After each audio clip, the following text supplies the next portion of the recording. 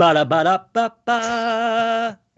Ky Jim with the failure to harmonize with me there. Whatever. We'll put that to the side. We'll come back. We'll practice that. We'll get some more reps and perfect that for tomorrow. Today, we are talking real live NCAA basketball matchups. Hit the first four yesterday. Now we're talking first round, focusing exclusively on the Friday slate. So if you have that bracket up in front of you, anything on the left side, ignore it. We're going to focus on that right sliver, go through all those games. We picked out 8 of our favorites to go through in depth, and then we will hit all of the rest in the chat mob inquiries. I'd ask what Ky and Jim learned last night, but we don't care. We're talking about future-looking games. I don't want to look backwards. Let's look ahead. Before we do so, SBR makes this all possible. SBRodds.com. We talk about it every show. Have that open on your browser, tablet, whatever you use, whatever device you're capping with and scouring the interwebs for research. Also, SBRpicks.com/March-Madness. That's March-Madness as a website with 2 dashes in our URL. We are very, very strong at promoting that correctly. So make sure you do navigate to the correct URL. It's right there above you. Boom. Above our heads. Anything else, fellas? Ky, Jim, thoughts? Well, Matt, I'll add a happy St. Patrick's Day out there, and I don't see you wearing green, so you will be pinched through the St. Patrick's Day was Saturday. I don't know what this like midweek thing is. We've just designated this as the Saturday before, so like the official day of celebration. I'm not really here for it, but you guys look very festive. Yes. Sorry, I had to be the Scrooge as I wore black. I guess a very morbid tone for me. Let's get into it. North Carolina versus Wisconsin. Starting off here with one of the very enticing 8-9 matchups. We mentioned on our podcast how a lot of these 8-9 games feature, I think, undervalued or underseeded teams that can really make a run. The 1 seeds are pretty strong, though, so we're not going to talk big picture. In this particular matchup, Jim, I'm going to go to you as the Buzzcut basketball ambassador. I know me and Kyle were sort of leaning toward the heels here. Where do you stand? That's not true. What? You're putting words in Ky's mouth that aren't true. Oh, sorry. No, Ky is a Buzzcut believer. You are not. I messed that up. I'm sorry. I apologize. This Badger team's lame, man. I'm not into them. They don't beat anybody better than them. North Carolina, you could argue, is not better than them. It's kind of a coin flip matchup here, so perhaps they have a chance. But I think it's going to be a bloodbath inside. Wisconsin has not shown the ability to rebound defensively against bigger front lines, and this is the biggest front line of them all. North Carolina, the best offensive rebounding team in the country. I think they crush them in there. I think North Carolina's length defensively is also going to play up. Leaky Black, I think, will probably get thrown on Demetric Trice and swallow him whole. So I am a Carolina believer here. This Wisconsin team seems like it's kind of been on a death march all year, like just kind of like winding down the clock towards the end of the year. What do you got, Ky? One of the most interesting spreads from an odds makers versus KenPom perspective. KenPom has Wisconsin favored by 2, I think, and UNC's a 1.5 point favorite currently. Yeah, Wisconsin's not the 10th best team in the country. That's where they're ranked right now in KenPom. Clearly, I believe you called it Knucking Futz on our website. It's Knucking Futz. It is Knucking Futz indeed. And Jim, like you said, like you and Matt were talking about, I am actually leaning towards Wisconsin. Chat mob gonna hate me for that, but Roy Williams is 29-0 in the first round in his coaching career. That is one of the most insane stats, I think, in college basketball history. I mean, 29-0. Tom Izzo's lost in the first round. Bill Self's lost in the first round. Go down the list. He has never lost in the first round. So that scares me, Matthew, going against history like that. I just trust the senior leadership of the backcourt more than UNC's freshman backcourt. They're erratic. I think Davison and Trice are going to step up when needed. Potter and Reavers, Matthew, can hurt UNC too if they go out and spread them out on top of the key. So I am taking Wisconsin. Sorry, I mixed up your guys' leans there. I've lost all perception of who we like at this point. My brain's completely strung out. But I am incredibly torn in this game. I really don't know where I stand. Ky, just to put another layer on that ATS or that first round fact for Roy Williams, he's actually only 1-3 against the number in the first round in the last 4 games. Don't do this. Don't do this. Why? Because all he has to do is win to cover. It's not like he's... That's true. No, very true. It's not like he's minus 15 here. Point being, relative to the odds makers' expectations, he has not been as dominant as I think the surface level stats indicate. That said, I do like the way the freshmen, the younger guards for UNC are playing. I think they're adding some balance to that offense that's basically been a bunch of trees with an incompetent backcourt that can't get them the ball. So I think UNC is, you could argue, is a buy low. Wisconsin, I don't know. I've lost so much money on this team this season, just assuming that they're going to figure it out. And we'd see versions of that early November squad, that dominated Loyola way back when. But they just have not been the same. Nate Reavers is broken. It's hard to trust this team. I'll stay away. But I commend any of you who want to dabble in this game. Ky, good point on the KenPom discrepancy. We'll get to a few others that have materialized in the opening round openers. All right, next up, the public darling upset of the first round for my money, just based on the narratives that are all over Twitter, pundits, ESPN, you name it. Winthrop is winning by 10, or so I'm told, Ky. Is Villanova being counted out for dead too soon, or are they truly a broken team, sans Colin Gillespie? I don't think they're broken, but this is a very, very good Winthrop team. Obviously, Villanova's 0-2 without Gillespie. Winthrop has high major talent on this team. I said on our podcast yesterday, if any one of Winthrop's starters were to transfer, every single Power 6 school in the country would be lining up for their services. This team's very good. 6'7" point guard, Chandler Bodrin. DJ Burns, their center. He's like 290 pounds. Jim, I'm not sure if he came from a Power 6 school. Yes, he did. He's a 4-star recruit, top 100 recruit. And from Tennessee. And Jim, I don't know if he can stay on the floor. I think that's my one concern. On offense, he's going to have a huge mismatch, but he's a double-edged sword because I don't think he can guard Jeremiah Robinson-Earl or Eric Dixon, or really anybody from Villanova. Yeah, that's the cat and mouse game here. Is like how much can you play Burns without getting cooked defensively, because he can score at will inside. This Villanova team all season has lacked a post defender. They have no rim protection whatsoever. He could dominate inside, but yeah, on the offensive end, they spread him out, put him in space. He's going to be absolutely screwed there. So I the spread is low from what I would make it, even without Gillespie, but I still kind of lean towards Winthrop. I just think this team is for real, and they've been waiting for a chance to play a game like this. They haven't played a top 100 KenPom team or a top 75 KenPom team all year, but I kind of buy the Winthrop squad, Matthew. That's the concern, right? And someone pointed that in the chat just now. They haven't played anybody. So, yeah, that's a good point. Yeah, best team they've played, Furman, arguably. They boat raced. So I think you have to look at that and give them some credit, especially because that team has a very similar DNA to Villanova, a very perimeter-oriented type team that Winthrop thrived against. I saw someone mention Winthrop moneyline, Omar Khan, suggesting that as a good play. I'm not as certain that plus 230 is really great value here on moneyline. I'd like to be getting close to plus 300. But obviously it aligns with the current spread right now, which is -6. The number's just not juicy enough. I agree. I think the books know they're going to get a lot of Winthrop money, so they're like, why not? Just cut down their value. That's a good point. If anyone has the bet percentages in any of the major books, please share that, chat. I'd be curious to know what is the actual percentage of bets on Winthrop at this point. Go ahead, Ky. I'll be on Winthrop, by the way, plus 6.5. I said the closest comparison I think that Villanova's played this year is St. John's in terms of running in pressure, and they lost St. John's. And I think Winthrop would do the same thing to them, and they're missing Colin Gillespie in this game. Yep. Yeah. Matthew Winnick just said Villanova doesn't turn the ball over, but they haven't seen a lot of pressure, and they certainly haven't seen pressure without Gillespie. Providence and Georgetown do not force turnovers. Yep, Nova's still in experimental mode there with trying to find their new lead ball handler. Could get ugly against this very fast, athletic, feisty Winthrop defense, as you guys mentioned. All right, moving right along here. Tennessee versus Oregon State. Matthew Cox has been the token Oregon State doubter all season. They've been wearing that number 12, donning their warm-ups all Pac-12 tournament, just clinging to the no one believes in us narrative, Jim. I like Tennessee here. I am worried about them scoring against the zone. The other key factor here, John Fulkerson, status in doubt for this game. Where are we at here? I'm not ready to take a side with Fulkerson out. I'm taking the under. I think Oregon State's zone defenses are going to confuse and frustrate Tennessee, but I also think Oregon State can't score. They got hot in the Pac-12 tournament, not really sustainable for them. And Tennessee's so athletic, so long defensively, even without Fulkerson to help in the post. I think they're just too swarming, too deep here. So I'm taking the under, Ky.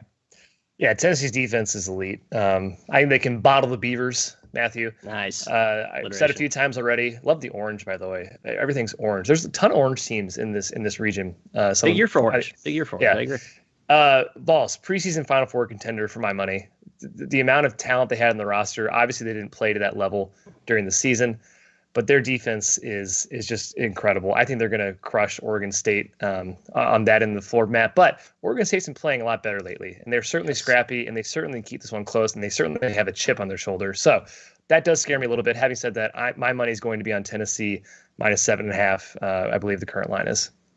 Yeah, I feel like a square. I jumped in at the early circa opener at -8, and it's come down a little bit. I believe it's 7.5. It's been bet back up to 8. I'm looking at now. Look at Matt, loser. L7 weenie right here, me. So tough look there, but I just think Tennessee completely suffocates Oregon State's offense. They're scrappy. They had some guys knock down shots that I just don't believe are that great of shooters. Jared Lucas hit some deep threes to really propel that Beaver run. When I look at Oregon State offense, I see one player who can create offense. It's Steven Thompson, and Tennessee has multiple guys to throw on him to shut him down. You take him away, I think you cut the head off the snake, and you're really asking a lot of unsung heroes to step up for Oregon State. Just don't see it happening. I would lean Tennessee. Worry about the offense, but that's where I stand. Next game should be a much more aesthetically pleasing game to watch here. Arkansas versus Colgate. Points, and more points are coming. Both teams like to run. Both teams can spread it out. They can shoot it. They can space it. I'm a Raider boy here, as I have been for the last 2 seasons. My boy Jordan Burns gets the nod for 3 seasons. You've been 3 seasons, yeah. No, that's right, 2 seasons. Yeah, because Burns' freshman year, I was in on the bandwagon. So yeah, I've been conducting it for a while now. Ky, I know you're not buying the Colgate hype. It sounds like you're leaning Pig Suey here, correct? I'm not leaning Pig Suey. I'm taking Pig Suey. Ooh, all the way. -8.5. Yes. They're going to score a ton. The over, I think, is a great play in this game, too. I think Arkansas scores 90 or 100 points. Colgate has played Army, Boston, Holy Cross, Loyola Maryland, and Bucknell this year. That's it. Those are the 5 teams they have played. This matchup worries me for them. You cannot trust any of their defensive metrics. They're all wrong right now because they've played just those 5 teams. Arkansas is going to crush them inside. They're going to bother them with length. Jim. I think this could be a double-digit win for Arkansas. Yeah, it's great that Colgate shoots a ton of threes, but otherwise they're not real good for giant killer. Not a good rebounding team. They play a ton of possessions, which lets your talent gap bear out. I'm a little scared of Burns going off, so I'm not taking a side here. I am just going to back the over. I took it at 161.5, a little bit at 162. So I kind of missed some value there because it's at 161.5 right now, but I just think there's going to be points galore. I'm on board that train. I will sit back and watch those, Matt. Yeah, I have a confession. The more I've thought about this game, looked at the matchup, I don't love Colgate. I just, to me, it's a pure value play. It's a pure value play, and it's a pure, I've been on this team for forever, and I have to continue and see that through. And I know what I saw when Jordan Burns can go off. And now they have Nelly Cummins sort of ascending into a very qualified deputy scorer there alongside Burnsy. 2 guys that can get buckets. Obviously, the 9-point spread is a little bit high, in my opinion, but it will play to a smaller number because I should mention it will be a high possession game. Just something to keep in mind there. Playing to a bigger number then. Yeah, play to a bigger number. Play to a big number, right. I guess from my vantage point, it feels like I'm getting a lot of points, but I'm not getting as many as I think because of that high possession dynamic. Yeah, better way to say that. We just ran into a tough matchup here. It sucks for them. Like Arkansas is like the worst matchup I think they could have ran into in the first round. Them or Florida State, basically. Yeah. Athletes, length, interchangeable across the prairie. Yeah, I agree. And they run. Tough prototype to hit here. All right, next one on the outline, Florida versus Virginia Tech. 7-10 showdown here. Mike Young versus Mike White. I think that in a nutshell is why I am leaning toward the Hokies. Big Mike Young fan. I think he's just a better game plan deviser than Mike White. But Jim, you mentioned last night that we probably should give Mike White a little more credit than we have historically. I think the Gators have started to figure it out lately. With Trey Mann really being the impetus of the recent surge. Yeah, we're happy to see Mike White switching that from the Tyree Appleby show to the Trey Mann show, and unsurprisingly, they've played a lot better lately. But I'm still going with Virginia Tech here. I think it's a tough offense to prepare for if you're not familiar with it. The way Mike Young runs a ton of set action, a lot of off-ball movement. They've got a lot of shooting. I just think that the game plan is going to be too sharp from Mr. Young here. I am taking the Hokies, Ky. Yeah, Mike Young. Greater than signed Mike White for me in the battle of the Mikes. Screening and cutting, Jim. I think Virginia Tech is, I want to say, top 20-ish in both of those in terms of possessions used per synergy. If you force Florida, Matthew, to stay disciplined on defense for 20 seconds, I think they're going to break down more times than that. So I like that angle for Virginia Tech. Yep.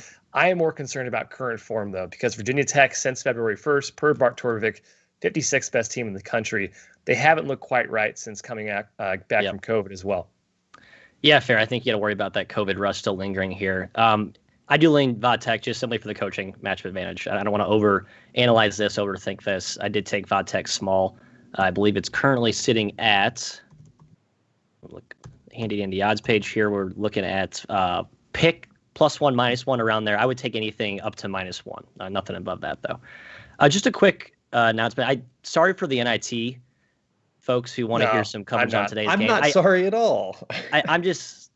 I'm not an NIT. March Madness isn't the NIT. It's too unpredictable for me. I feel like if you have a motivational edge, maybe you can win some money in the NIT. I've never had success betting the NIT, so you don't want to hear my takes. I'm saving you money by not talking about it, I guess. All right, let's continue to talk about the real tournament, the big dance. Texas Tech, Utah State. This one's one of my favorite bets of the opening round. Hint, hint. Ky, I'll go to you here first. Chris Beard versus Craig Smith, just two of the phenomenal coaching matchups that are featured in this region first round. Who do you like here? Yeah, coaching matchup is awesome. Craig Smith, Chris Beard, two of the best in the country. I'm going Utah State, +4.5. Texas Tech has a huge perimeter advantage. I don't think any USU defender can stop them in isolation. But that's the thing. I think Texas Tech is going to be forced to take a lot of bad shots, mid-range jumpers, McClung, Shannon drives. That's the type of stuff Utah State's going to force you to do. And Texas Tech will be willing to take that. And I think that's bad news over the course of the game. And Nemius Cade is just a monster inside for Utah State. He doesn't foul. Incredible interior defense. So I think they stop Texas Tech effectively. Jim, I am a little bit worried about Utah State on the other end of the floor. How do they score consistently? I do think under's a pretty good play here as well, in addition to the dog. Yep, I lean under in the dog. I think the defenses are better than both offenses. The athleticism of Texas Tech's guards scares me a little bit because Utah State is definitely lacking in that area with Miller and Ashworth and Worcester. But the interior defense of Utah State is just too strong for me. They've out-rebounded every team they've played this year, all of them, every single game.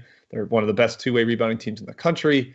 And as disciplined as Texas Tech is and as well coached as they are, I still don't think they can hold up. They play basically no one over 6'7". So I think Utah State's going to have a nice edge in the paint here, Matt. I lean towards under and the Aggies. Yeah, I'm all on Utah State. That's the matchup I'm keen in on, is Nemius Cade versus Marcos Santos Silva, who is their quasi 5-man. You're right, he's only 6'7", but he has long arms. He plays bigger than his height, but that's a big old size discrepancy between 7-foot Cade and 6'7" Santos Silva. I think he's more of a rim protector, not as stout as just a pure post defender. I'm not sure if the data backs that up.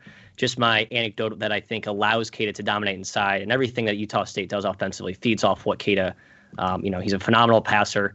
Been asking Craig Smith to call Magic Johnson this year because of his passing improvement. So just to show you how well-rounded of a fulcrum he is. All right, last up on the outline. Speaking of more orange here, Ky, Oklahoma State versus Liberty. The Fighting Cade Cunningham's brutal draw for my money. 4-seed underseeded to begin with, and then you're stuck with Illinois there in the upper half of this region. And I get a terrible matchup, in my opinion, Jim. Liberty first round.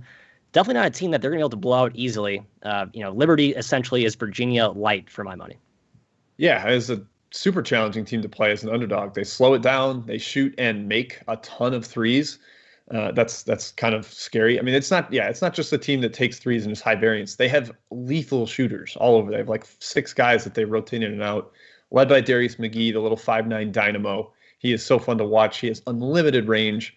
I just think it's a tough matchup for Oklahoma State. I love that team. I think they're, could make a run here. It's just a worrisome first round game against a team that does a lot of things that frustrate them, like slow the game down, force them to be jump shooters on offense, and hit shots from the perimeter. So a little bit worried, Ky. I'm a Liberty guy here. I just think it's a nice matchup for them. Yeah, we talked about how it sucks. Oklahoma State got a 4-seed. They don't deserve to be behind West Virginia in the S curve. That makes no sense to me. They should be a 3 for sure. Their analytics, I guess, the KenPom rating of 30 in the net hurt them. Again, committee inconsistent there. Yeah, it's a tough matchup. Liberty packs it in, forced you to shoot. That's not Oklahoma State's strong point. Liberty's played powered teams before. Competition, even in the tournament. 2018, they won the first round game. And like you guys said, they shoot. They play slow. It's the perfect giant killer. Liberty +7.5. It would be my pick here. And the spread is crashing. Yep. Yeah, hey, just two responses to comments here in the chat mob. I feel like an absolute fool for not mentioning my favorite player in the country, Justin Bean. Shouts to Hodel Savage calling out him as the glue guy for that team. Yes, he's phenomenal. I just want to address that. Yeah. Love him. Big fan of him. Loyalty Chisel asked about the Georgia Tech COVID news. We have no specific update on that other than the fact that one player will just simply not be there for. It's not. We don't even know for sure. I believe it was just reported. Just a member of team the travel party. Okay. Yeah. So it might be a player. We just don't know for sure. Yeah. And that's been bet up to 3, I believe, on that news. So it's stay away from me. But anyway, not talking about that. Let's get to chat mob questions. Let's run through the rest. All right, let's go. Well, Portman just asked about that game, Loyola Chicago, Georgia Tech. So I will say I am a Loyola Chicago loyalist here. I'm worried about the matchup. Georgia Tech's zone is tricky, but I think the Ramblers get it done. They're well coached. They have time to create a game plan, and Krutwig is a phenomenal passer. So I will go Loyola. Ky, anything? I'm leaning towards Loyola too, Jim. I've been back and forth. I thought about switching to Georgia Tech because I've seen nobody on Georgia Tech in terms of betting wise, but there is some COVID concerns with Georgia Tech. We don't know who's out yet, so I'm leaning towards Loyola. Wings Beer, phenomenal chat name here out of Wings Beer, asking about Syracuse, San Diego State, another potential upset here in the first round. I am rolling with San Diego State. I got in at -2.5, but there's definitely some concerns. They play a pack line style defense, which means a lot of shooting over the top. Syracuse they're one of the best shooting teams in the country when Boeheim and Alan Griffin are going. I'm counting on Brian Dutcher to make smart adjustments here, but Ky, I know you're the other way, so I'll let you pitch the Syracuse game. I want to point out, someone in the chat said, I'll be back Friday. No Friday show, guys. This is the Friday show. This is the Friday show talking about Friday games. Tomorrow we'll be talking Saturday games. No Friday show. So just plan accordingly. If you're the guy leaving the chat here, Barry. Syracuse. I'm taking Syracuse. It's a gut play. Boeheim, wizardry, and shooting for days. I like them +3 here against San Diego State. I lean Cuse as well, Ky. I'm a little worried. San Diego State has Jordan Shackle, who's like the quintessential glue guy, great shooter, cerebral type player. I think he could be a real zone buster for the Aztecs here. But just aside, I still link Syracuse. Jim Boeheim tournament. I trust that narrative. It's been proven time and time again.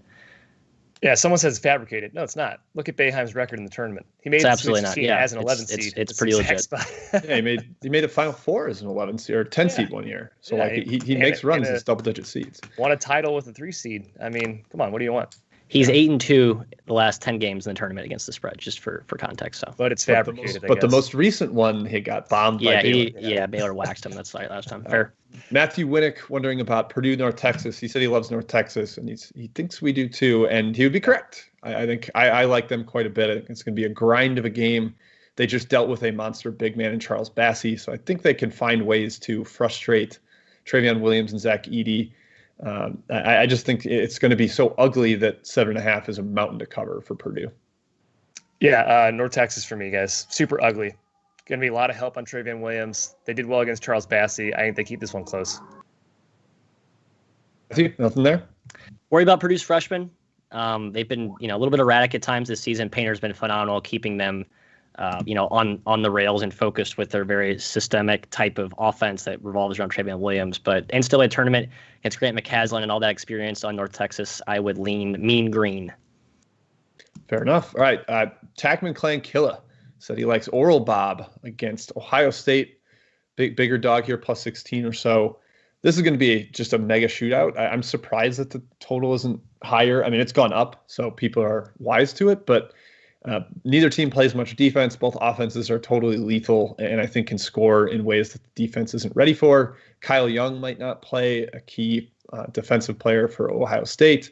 So, yeah, I would lean towards Oral Roberts on the side. I'm not taking it as of yet, but I am in on the over at around, I think, at 154.5. Anything for you here, Matt?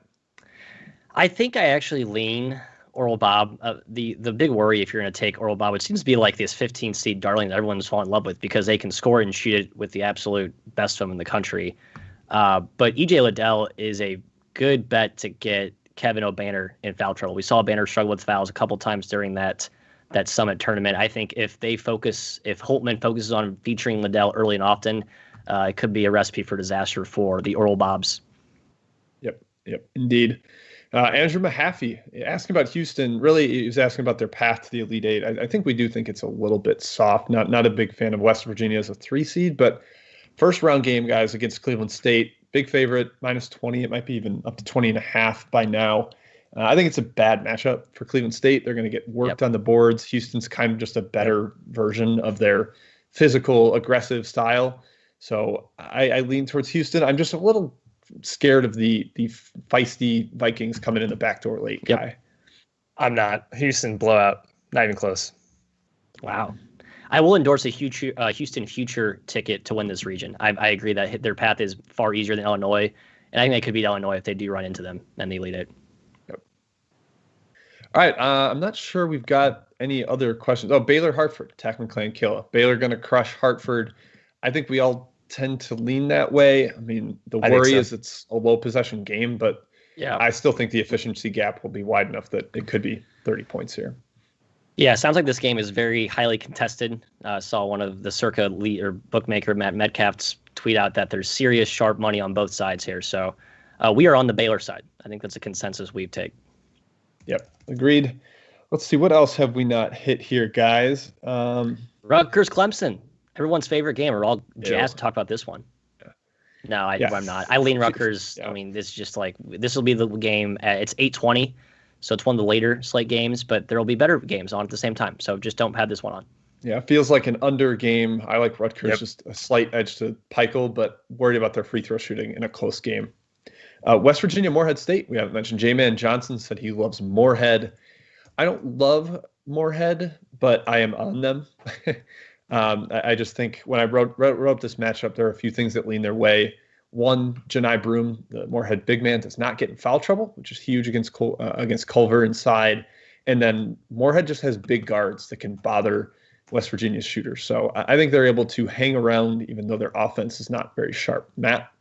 Yeah, my number strongly leans West Virginia. I think this is a little bit too low. The Mountaineers their offense is sort of unreliable at times, but I think if you want to bet value, you take Westphal. If you want to bet matchup, I'd probably lean the other way. I have no take in this game. It's like my biggest I don't know game is Morehead State, West Virginia. Yeah, it's tough. Harry R mentioning that we have not discussed Drexel, Illinois, so we can get to that one quick. I think we all agree this is our favorite 16 seed to get the 1 to 15 bet for anyone that happens to be in Vegas and can make that wager. It's a very hot shooting team right now. They can put Kofi Coburn in pick and roll potentially to get some early buckets, but I don't know how they get stops. Illinois should score at will against this team. They're a bad defensive squad, and they have some noticeable weaknesses in what Illinois does well, especially on the pick and roll. So I am probably leaning Illinois for the full game, but I do think Drexel could get out to a fast start. Yep, I'll throw a little something on Drexel because I think the number's pretty huge, but would not be surprised if this turns out to be a 30-point win for Illinois. We've seen Illinois play down to their competition. The Nebraska game really sticks out in my mind, sort of a flat spot. And then we know that they can put a 25-0 run on you in a hurry like we saw against Northwestern. Definitely would be a game I'm looking to live bet if the Illini start off slow. Yep. I believe that's every game, guys. I think we've hit them all. Wow. I never thought we would get this much flack for NIT. I truly am stunned. I thought people would be so annoyed if we talked. A lot of people hated the NIT. Yeah, I thought CBI too. Do you have any no one CBI cares takes? about the NIT. Come on. I like Toledo -3. There's one for you. I like Western Kentucky as well. So you're caving. You're caving to the minority. I always do. Hey, the mob runs the show, guys. The mob runs the show. This is a show of the people, for the people, by the people. I'm gonna cave if I have to. I'd wager 95% of the mob wants us to talk NCAA tournament. And that's exactly what we just did. And the quiet mob, the silent mob, if you will. Yeah. Gotcha. Okay. Andy Niemeyer, we will talk Mizzou, Oklahoma tomorrow. Rich G, we will talk LSU, St. Bonaventure tomorrow. Tomorrow we are discussing the entire left side of the bracket, all of Saturday's games. So we're going to get those out of the way Wednesday and Thursday with our shows, and then Friday and Saturday we can all enjoy the games. So that is the plan. Also, give some extra lead time for people that aren't able to make the live show. There's a lot more time to catch up on the video before the game starts. So I think that is it for today. Matt, I'll let you close us out. Yeah, that was a pretty good sign-off, Jim. I'll just plug SBR one more time. They make this all possible. We thank them for accommodating our schedule during this busy, hectic week. Again, as Jim laid out, we will be back same time tomorrow, but no show Friday. We are sorry about that. But tomorrow we will hit all of those questions on the other side of the bracket, as Jim mentioned. SBRpicks.com/NCAAB or SBRpicks.com/March-Madness. I believe both are valid links for all the juiciest, the best, the smartest content on the interwebs for your college basketball takes. Again, tomorrow, same time. Good luck on your NIT bets tonight, folks. But we'll be back to talk NCAA tournament tomorrow. Take care.